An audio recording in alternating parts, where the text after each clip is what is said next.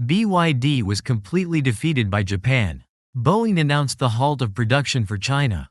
Japanese investors are withdrawing en masse. Japanese products dominate the global market. China's economy has come to an end. In recent years, BYD, the Chinese electric vehicle EV giant, had positioned itself as a major competitor in the global automotive market, especially in the electric and hybrid segments. Backed by strong government support, favorable regulations, and an expanding domestic market, BYD seemed invincible, especially when it came to dominating electric car sales in China. However, this dominance has been steadily challenged, and now the company faces a substantial threat from the resurgence of Japanese automakers, primarily Toyota. At the heart of BYD's struggle is its reliance on the Chinese domestic market, where it thrived due to governmental incentives such as subsidies and tax breaks that promoted the adoption of electric vehicles. For years, BYD was seen as a symbol of China's ambition to surpass traditional car manufacturers and lead the global EV revolution. Yet, this confidence proved fragile when the company ventured into international markets. Despite its strong sales in China, BYD has struggled to replicate this success abroad, particularly in markets dominated by Japanese automakers like Toyota and Honda. Toyota's hybrid technology has been a key factor in undermining BYD's efforts. While BYD has been quick to mass-produce electric vehicles, Toyota has focused on refining its hybrid models, which offer consumers a balance between traditional combustion engines and electric power. Toyota's experience, coupled with superior engineering and a strong reputation for reliability, has allowed it to maintain a significant edge, particularly in markets like North America and Europe. Toyota's dominance in these regions has prevented BYD from gaining a foothold, despite aggressive marketing and lower prices. The challenges BYD faces abroad are compounded by quality issues. In some international markets, BYD's vehicles have faced scrutiny for not meeting stringent safety and environmental standards. Unlike in China, where government protection has cushioned the company from harsh criticism, BYD's expansion into regulated markets exposed its vulnerabilities. Reports surfaced about quality control problems, including battery performance and durability, which damaged its reputation among discerning international consumers. This was a stark contrast to the reliability and efficiency that Japanese brands like Toyota are known for globally. While Toyota has capitalized on its hybrid technology and expanded into electric vehicles, BYD remains heavily reliant on the domestic market for its revenue. The problem with this reliance is that China's economy has recently faced significant slowdowns. Domestic demand for vehicles has diminished, and even with government incentives, consumers are more cautious in their spending. Furthermore, Chinese regulations have begun to tighten around electric vehicles, with new standards for emissions and safety testing, which have placed additional pressure on domestic manufacturers like BYD. In contrast, Japan's automakers have a far more diverse global presence, which insulates them from any one market's economic fluctuations. Toyota, in particular, has leveraged its global supply chain to maintain steady production and distribution, avoiding the pitfalls of over-reliance on one market. While BYD's sales in China may remain strong for the time being, the stagnation in international markets poses a long-term threat to its ambitions of becoming a global leader in electric vehicles. Moreover, the technological advancements made by Japanese automakers, particularly in battery technology, have also set them apart. Toyota and Honda have both invested heavily in research and development R&D, creating batteries that are not only more efficient but also cheaper to produce. This competitive edge has allowed Japanese automakers to offer vehicles with longer ranges and better overall performance at a price point that BYD has struggled to match in non-Chinese markets. The broader implications of BYD's struggles extend beyond the automotive sector. For China, BYD was more than just a car manufacturer. It was a symbol of the nation's technological prowess and ambition to lead the world in green technology. Its setbacks, therefore, represent a significant blow to China's vision of global dominance in the electric vehicle sector. Furthermore, as BYD faces growing competition and waning influence abroad, it risks becoming another example of a Chinese company that thrived under government protection but faltered when exposed to the rigors of international competition. In a surprising yet strategic move, Boeing recently announced the suspension of production for certain aircraft destined for the Chinese market. This decision, driven by a combination of geopolitical tensions, economic factors, and the ongoing trade war between the United States and China, marks a significant moment in the long-standing relationship between the American aerospace giant and one of its largest foreign markets. The implications of Boeing's withdrawal extend far beyond aviation, symbolizing a growing rift in U.S. China relations and the increasingly uncertain future of international trade. For decades, Boeing had enjoyed a lucrative partnership with China, supplying the rapidly growing nation with commercial aircraft to meet the demands of its booming aviation sector. China's expansion in air travel, driven by a burgeoning middle class and increasing domestic and international tourism, made it one of Boeing's most important clients. In fact, estimates showed that China accounted for nearly a quarter of Boeing's global deliveries at one point. However, the past few years have not been kind to this partnership, as trade wars, sanctions, and political hostility have eroded the once solid foundation. Boeing's decision to halt production for China comes at a time when the aerospace industry is grappling with the aftermath of the COVID-19 pandemic, supply chain disruptions, and shifting geopolitical landscapes. For China, this represents a significant blow. The country had relied on Boeing for much of its commercial aircraft fleet, and the sudden cessation of deliveries leaves Chinese airlines scrambling for alternatives. With travel demand rebounding after pandemic-induced downturns, Chinese airlines are eager to expand their fleets to keep up with the recovering market. However, with Boeing out of the picture, the options are now limited. While Airbus, Boeing's chief rival, stands to benefit from this decision, the European manufacturer is also facing its own set of challenges. Airbus has already been operating at near full capacity to meet global demand, and the sudden influx of new orders from China could strain its production lines. Furthermore, Chinese airlines, long accustomed to a diverse fleet of Boeing and Airbus planes, may find it challenging to transition fully to Airbus models, both in terms of training personnel and maintaining operational efficiency. This shift also leaves China vulnerable to over-reliance on a single supplier, a strategic risk that could prove problematic in the long run. From Boeing's perspective, the decision to suspend production for China is both a response to immediate economic pressures and a preemptive measure in the face of mounting U.S. government scrutiny. The American government has imposed several rounds of sanctions on Chinese companies, particularly those in the technology and defense sectors. These sanctions have created a chilling effect on trade between the two superpowers, and Boeing, as a leading American exporter, is not immune. The company faces increasing pressure to align itself with U.S. foreign policy objectives, which include restricting the export of sensitive technologies to China. In particular, the Biden administration has taken a hard-line stance on the transfer of aerospace technologies, which could have dual-use applications in both civilian and military sectors. Although Boeing's commercial aircraft are primarily used for passenger transport, components and systems within these planes, such as navigation equipment and communication systems, are considered sensitive. The fear within Washington is that China could repurpose these technologies for military use, a concern that has intensified in recent years as the rivalry between the two nations deepens. By halting production for China, Boeing is signaling its compliance with U.S. government directives, but at the same time, it is sacrificing a critical revenue stream. China's response to Boeing's decision has been predictably pragmatic. The nation has long been preparing for the possibility of a decoupling from Western suppliers, particularly in strategic industries like aerospace.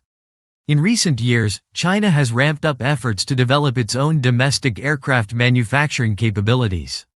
The COMAC C919, China's first domestically produced commercial aircraft, has been touted as a potential rival to both Boeing's 737 and Airbus A320. However, while the C919 represents a significant technological achievement for China, it is still far from being able to replace Boeing or Airbus entirely.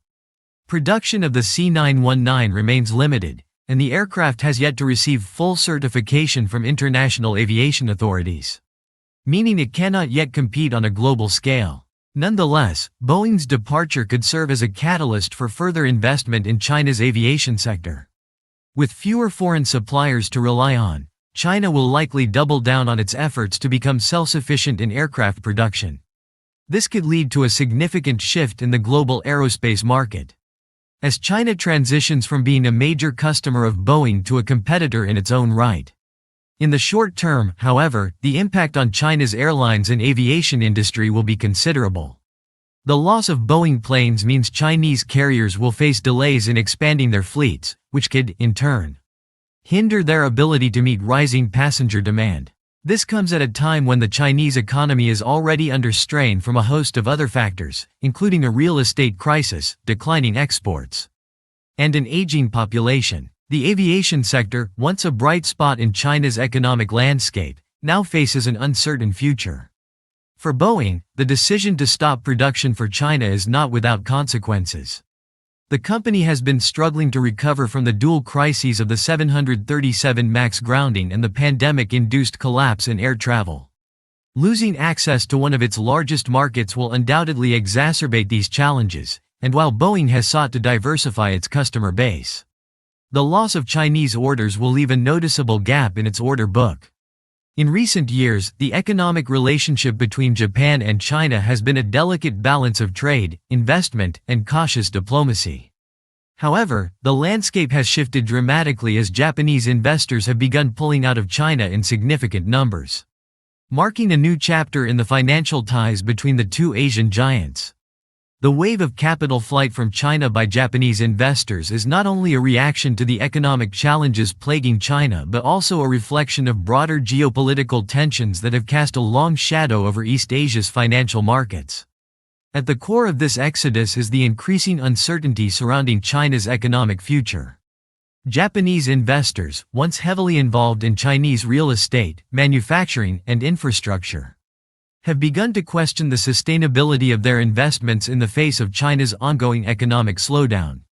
The cracks in China's economy have been evident for some time, with real estate giants like Evergrande collapsing under the weight of unsustainable debt, and local governments struggling with financial shortfalls.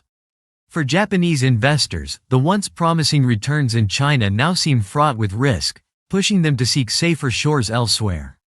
The real estate sector, in particular, has been a critical area where Japanese investors have historically poured large sums of capital. For years, the booming Chinese property market promised significant returns, with Japan-based institutional investors and real estate firms capitalizing on the rapid urbanization of China's major cities. But now, with property prices plunging and liquidity crises becoming more frequent, these same investors are retreating. The once profitable sector has turned into a minefield of potential losses, as Beijing's attempts to cool down the overheated market have backfired, leading to a wave of defaults and unfinished projects. The broader economic context only amplifies the urgency of this retreat. China's economy, once the engine of global growth, is now weighed down by a combination of sluggish consumer demand, declining exports, and an increasingly indebted public and private sector.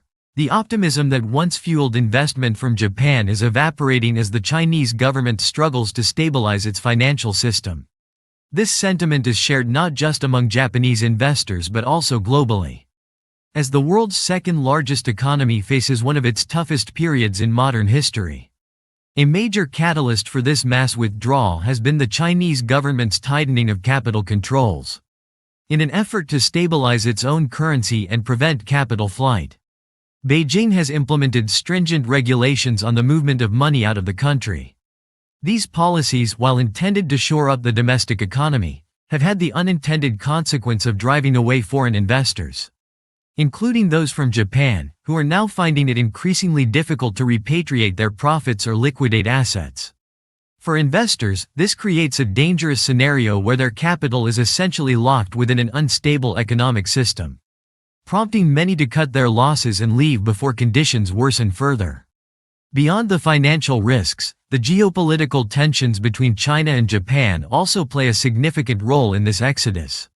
Relations between the two nations have become increasingly strained in recent years, particularly over territorial disputes in the East China Sea and Japan's alignment with the U.S. On issues related to Taiwan and regional security, the escalation of these tensions has led to a rise in anti-Japanese sentiment in China, further eroding the confidence of Japanese businesses and investors.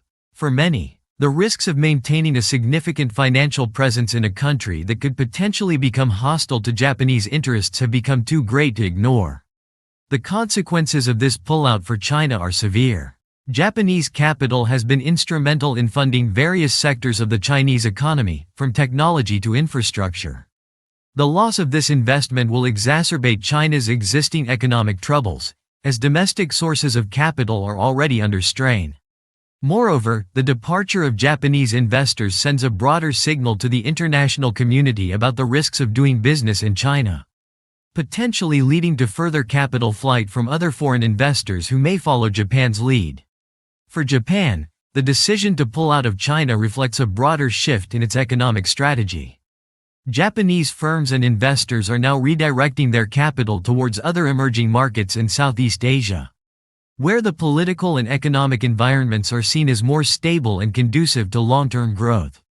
Countries like Vietnam, Indonesia, and the Philippines are becoming new hubs for Japanese investment, as they offer similar growth potential to China without the accompanying risks. Additionally, Japan has been increasingly investing in its own domestic economy, particularly in sectors related to technology and green energy, as part of its strategy to reduce reliance on Chinese manufacturing and supply chains. The exodus of Japanese investors from China is also a microcosm of the broader decoupling between the two economies. For decades, Japan has been one of China's most important economic partners. But the relationship has always been tempered by historical animosities and strategic competition. Now, as China's economy slows and geopolitical tensions rise, it seems that Japan is beginning to disentangle itself from its complex economic ties with its neighbor. This shift is not only reshaping the financial landscape in East Asia but also signaling a new era of competition and rivalry between the region's two largest economies. In the short term, the withdrawal of Japanese capital will undoubtedly contribute to China's economic difficulties, as the country grapples with slowing growth and increasing financial instability. For Japanese investors, the decision to leave China is a calculated move to protect their assets and avoid the risks of being caught in an economic downturn or a political conflict.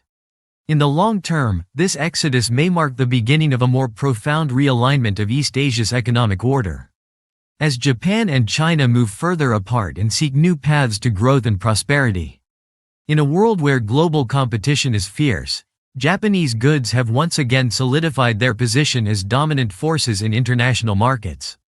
From cutting-edge electronics to world-class automobiles, Japan's high-quality products are sweeping across the globe, gaining both consumer trust and market share in a manner that has left many competitors, including China, struggling to keep pace. While China has long been seen as the manufacturing hub of the world, recent developments have shown that Japan's meticulous craftsmanship, technological innovation, and forward-thinking strategies have enabled it to rise to the top, especially in sectors where precision and reliability are non-negotiable. Take, for instance, the automotive industry, where Japan's influence is both profound and enduring. Toyota, the world's largest automaker, continues to lead the charge, particularly in the realm of hybrid and electric vehicles. While China has made strides with companies like BYD, the reality is that Japanese automakers have leveraged decades of experience in engineering to produce vehicles that not only meet but exceed global standards. Toyota's hybrid technology, for example, is now seen as the gold standard in eco-friendly driving, combining fuel efficiency with performance in a way that Chinese automakers have yet to fully replicate.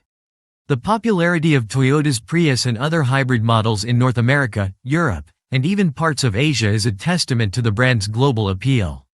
Furthermore, Japanese brands such as Honda and Nissan have also carved out significant portions of the global market, known for their durability, engineering prowess, and consistent delivery of quality. Electronics and high-tech products are another area where Japanese dominance is becoming more pronounced. In the past, Chinese manufacturers flooded the global market with affordable smartphones, laptops, and consumer electronics. However, as quality concerns and privacy issues surrounding Chinese tech companies like Huawei and ZTE have arisen, many countries have turned to Japan's electronics giants for safer, more reliable alternatives.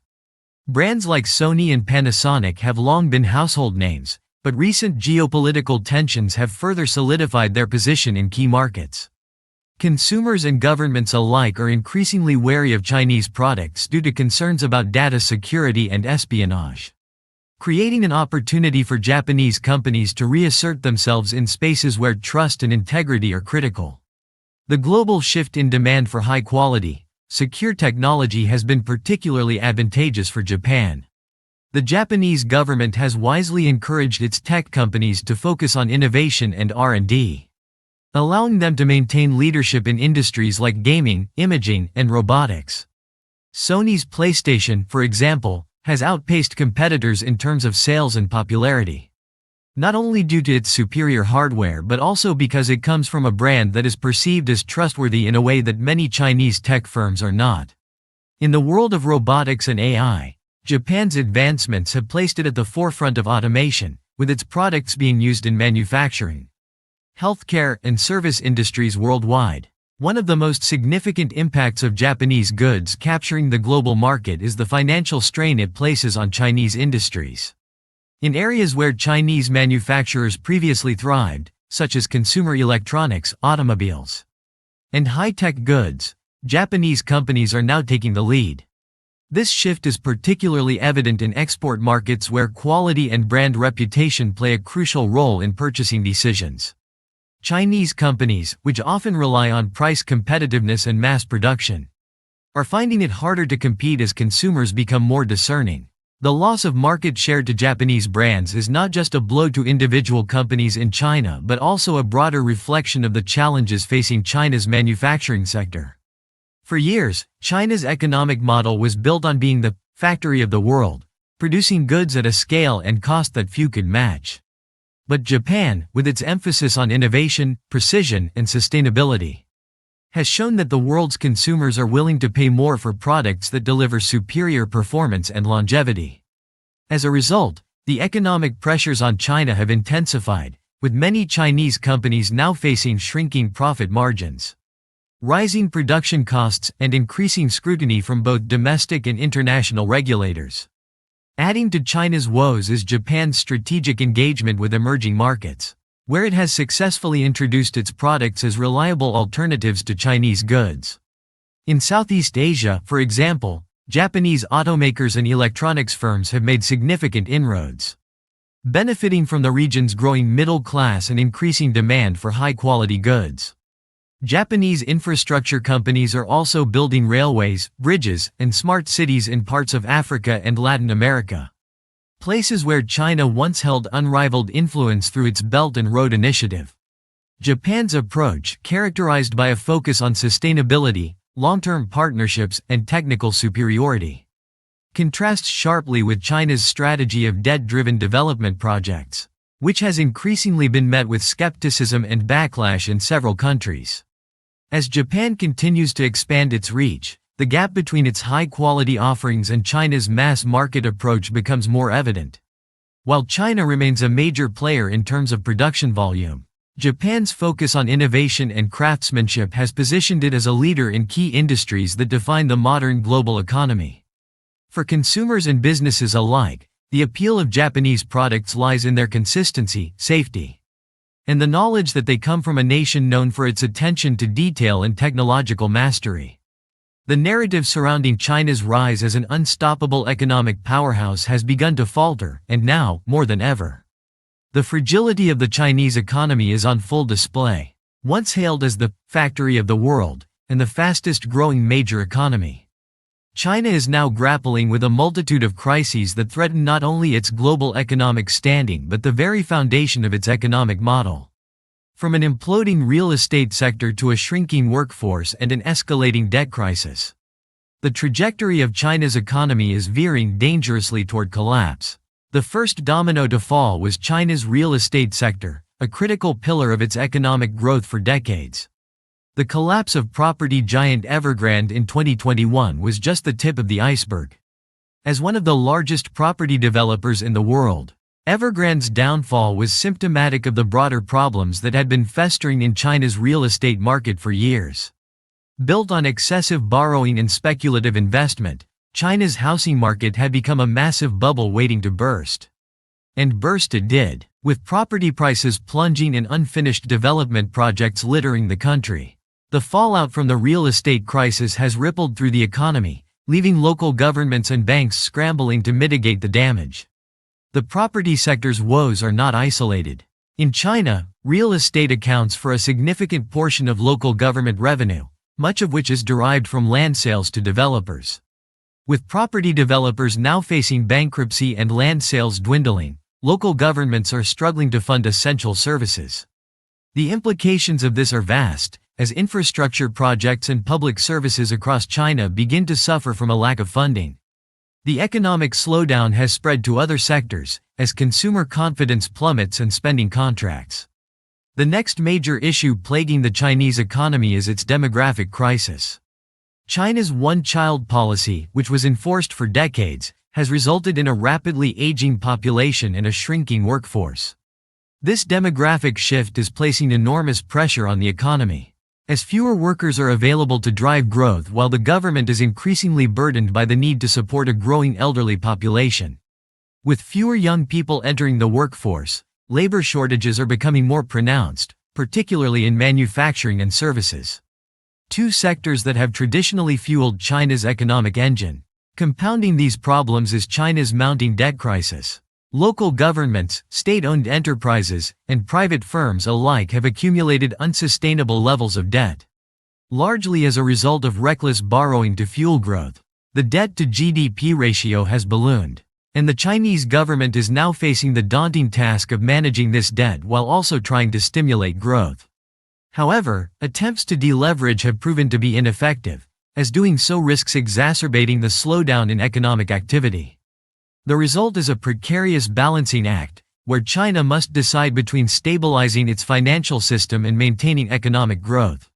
One of the most significant indicators of China's economic troubles is the collapse of its export-driven growth model. For decades, China thrived as the world's manufacturing hub, supplying everything from electronics to textiles to global markets. However, as labor costs in China have risen and geopolitical tensions have escalated, particularly with the United States, many multinational companies have begun shifting their supply chains to other countries in Southeast Asia. Countries like Vietnam, Thailand, and Indonesia have emerged as attractive alternatives for manufacturing, offering lower labor costs and fewer geopolitical risks. This exodus of manufacturing is a severe blow to China's economy, as exports have been one of its primary engines of growth. The ongoing trade war with the United States has only exacerbated these issues. Tariffs imposed by both sides have led to a significant reduction in trade between the two largest economies in the world. China, which had relied heavily on exports to the U.S., has seen its trade surplus shrink, and its export sector has taken a significant hit. The trade war has also accelerated efforts by the U.S. and its allies to decouple from China economically, leading to a reconfiguration of global supply chains that excludes China from key industries like semiconductors and advanced technology. China's attempts to pivot towards a more consumption-driven economy have also faltered. Despite government efforts to stimulate domestic consumption, Chinese consumers are increasingly wary of spending. Rising unemployment, stagnant wages, and an uncertain economic future have led to a dramatic decrease in consumer confidence. This has created a vicious cycle, where lower consumption further dampens economic growth, which in turn leads to even lower consumer confidence. The financial strain is beginning to manifest in China's banking sector as well. Banks, already burdened by bad loans to failing real estate developers, are now facing a surge in defaults from businesses and individuals alike. As more companies fold and more households struggle to meet their debt obligations, the banking system is under increasing pressure. The Chinese government has intervened by injecting liquidity into the financial system, but this is only a temporary fix for a much deeper problem. Internationally, China's economic slowdown is having profound ripple effects. Many countries, particularly in Africa and Asia, had become heavily reliant on Chinese investment and trade as part of Beijing's Belt and Road Initiative BRI. Now, with China facing its own financial troubles, many of these BRI projects have stalled or been abandoned altogether, leaving partner countries with incomplete infrastructure and mounting debts. This has led to growing resentment towards China in many parts of the world, further damaging its international standing. For the Chinese Communist Party CCP, the economic downturn poses a serious threat to its legitimacy. For decades, the CCP has maintained its grip on power by delivering consistent economic growth and improving living standards for the Chinese people. Now, as the economy falters and unemployment rises, public dissatisfaction is growing. The CCP's ability to manage this crisis will determine not only the future of China's economy but also the stability of its political system. In summary, the Chinese economy is facing a perfect storm of challenges that threaten to derail decades of rapid growth. From a collapsing real estate market to a demographic crisis, mounting debt, and the decline of its export-driven growth model, China is at a critical juncture. The economic engine that once seemed unstoppable is now sputtering, and the global implications of a Chinese economic collapse are vast. For China, the road ahead is fraught with uncertainty, as it navigates one of the most significant economic crises in its modern history.